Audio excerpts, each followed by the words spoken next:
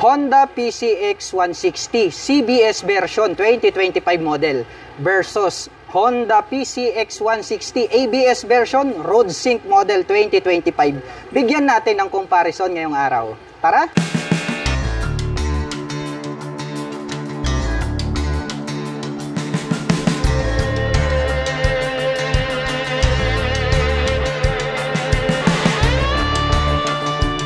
The all-new Honda PCX 160 version 2 o version 3, wag na nating tawagin dahil nag-aaway-away kayo sa comment section.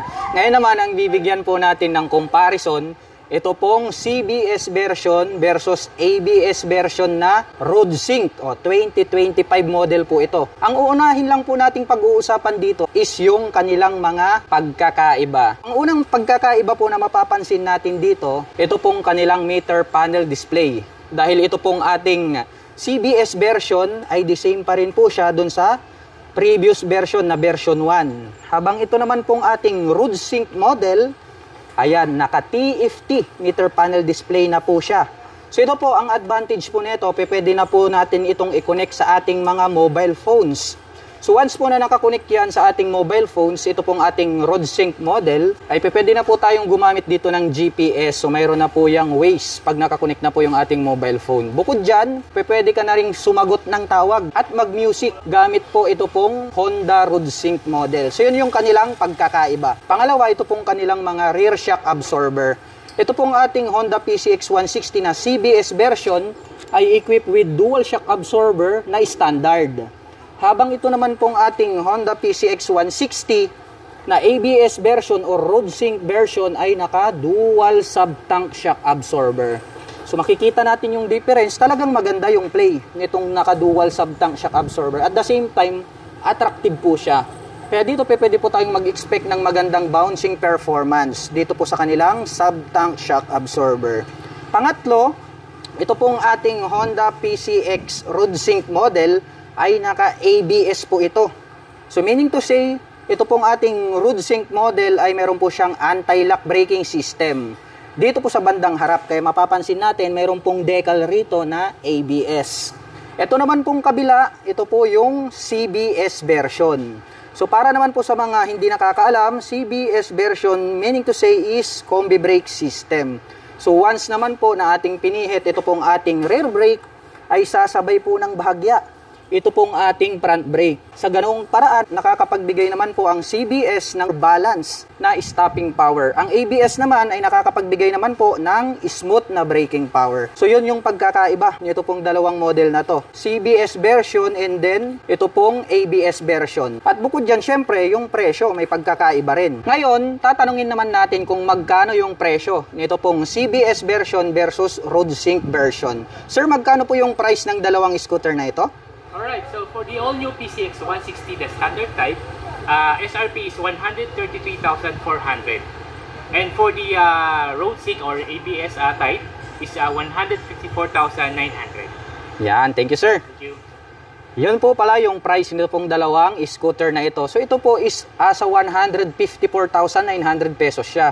Habang ito naman pong CBS version ay nagkakahalaga po ng 133,900. O, di ba?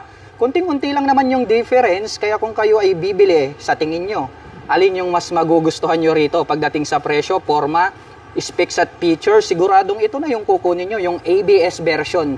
At bukod dyan, mayroon din po palang traction control. Ito pong ating Honda Road Sync model. Compare natin dito po sa CBS version. Pag-usapan naman po natin ito pong kanilang physical appearance dahil ito pong pinaka-latest version na Honda PCX ay talagang bago na po ito pong kanyang headlight design. Anyway, ito pong ating Honda PCX CBS version at ito pong ABS version ay the same lang din po sila ng headlight design.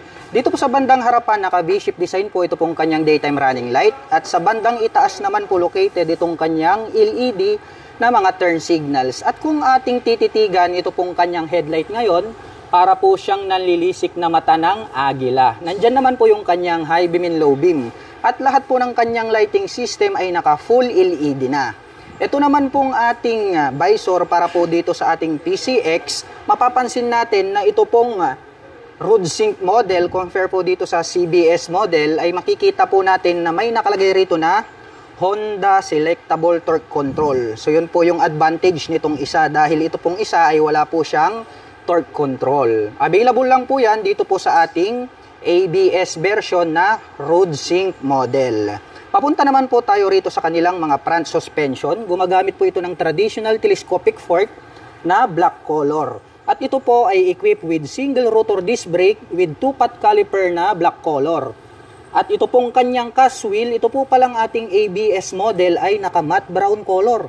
Ito pong kanyang cast wheel. Habang ito naman pong ating CBS version, black color po pala ito pong kanyang cast wheel. At ang sukat naman po ng kanilang gulong rito po sa bandang harapan, ito po pala ay mayroong sukat na 110 by 70-14.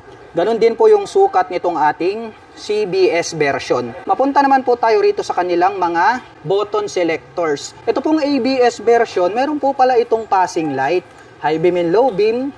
Mayroon din palang on and off itong kanyang torque control. Before wala, no?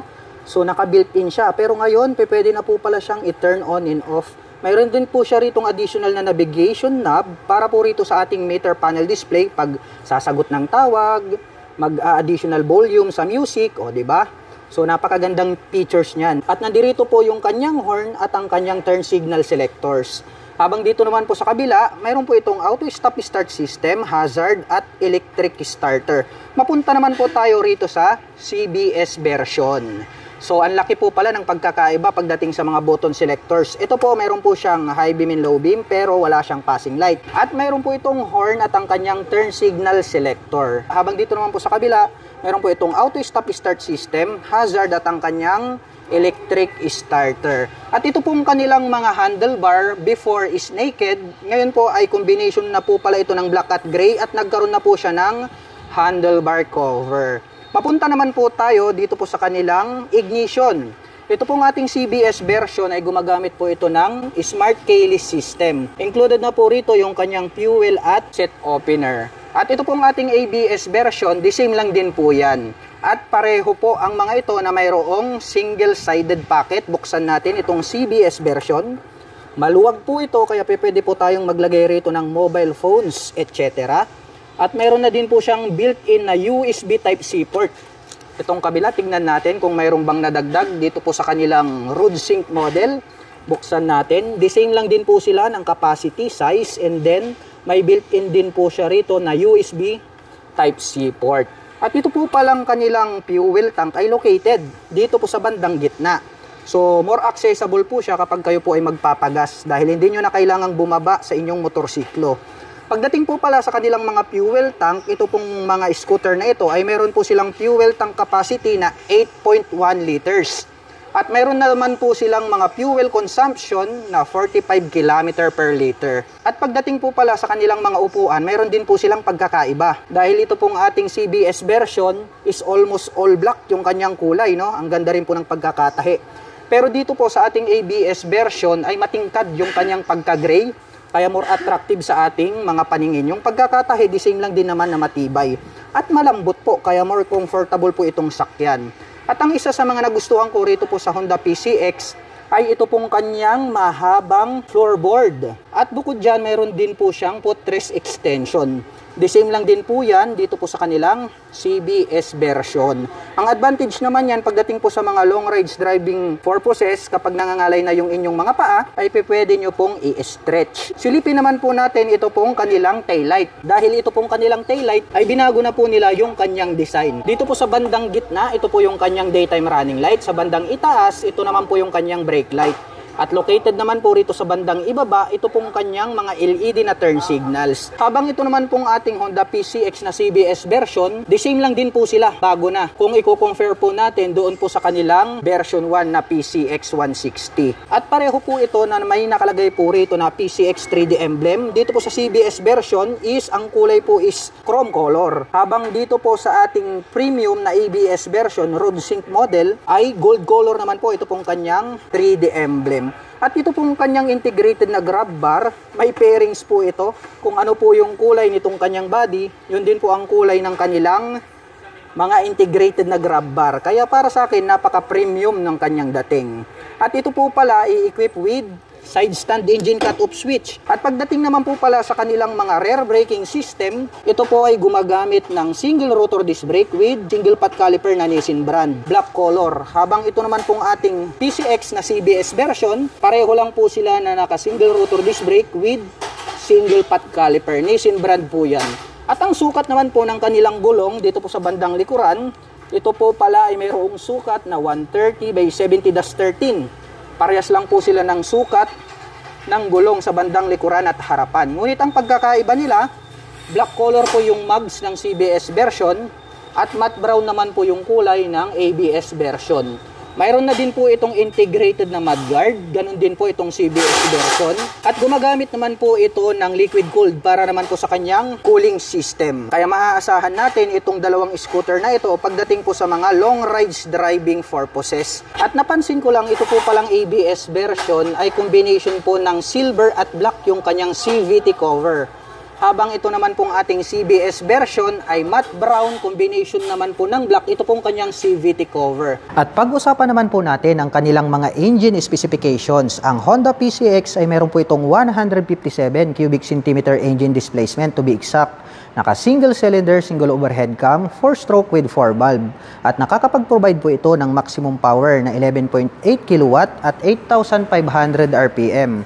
Habang nakakapagbigay naman po ito ng maximum torque na 14.7 Nm at 6,500 RPM. At mayroon po itong seat height na 764 mm, may ground clearance na 134 mm, may wheelbase na 1,313 mm, at mayroon naman po itong kabuoang bigat na 131 kg. At ang presyo po ng Honda PCX 160 CBS 2025 model ay nagkakahalaga po ito ng 133,400 pesos. At kung gusto mo naman pong kumuha ng hulugan ay kailangan mo pong mag-down payment ng 15,800 pesos. At meron naman po itong 6,550 pesos sa loob po yan ng 3 taon.